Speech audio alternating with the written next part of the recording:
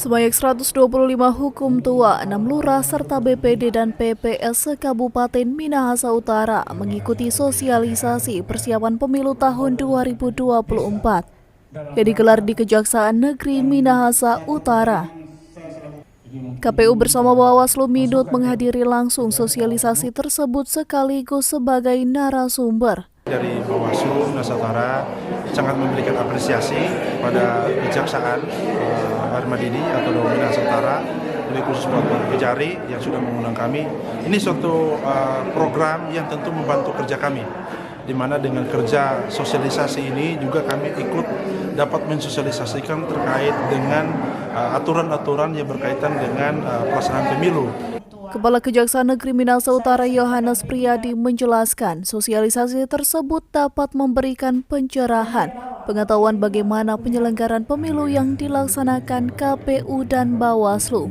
Bahwa selaku aparatur desa, dalam hal ini Komtua, BPD, harus netral. Komtua dan BPD sudah diatur di dalam Undang-Undang Pemilu, yaitu Undang-Undang 7 tahun 2017, dan Undang-Undang Pemerintah Desa nomor 6 tahun 2014. Jadi apabila aparatur desa dalam hal ini Komtua maupun BPD tidak berlaku netral dan memang salah satu pihak, dalam hal ini salah satu peserta pemilu atau calon legislatif, maka dapat dikenakan dengan sanksi pidana, dalam hal ini pidana penjara dan denda.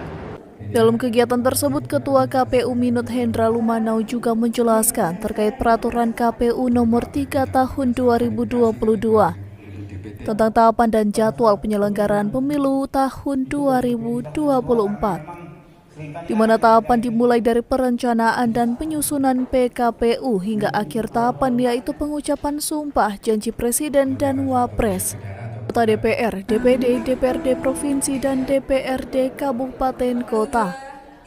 Dari Minahasa Utara, Brian Umbong melaporkan untuk Kawanua TV.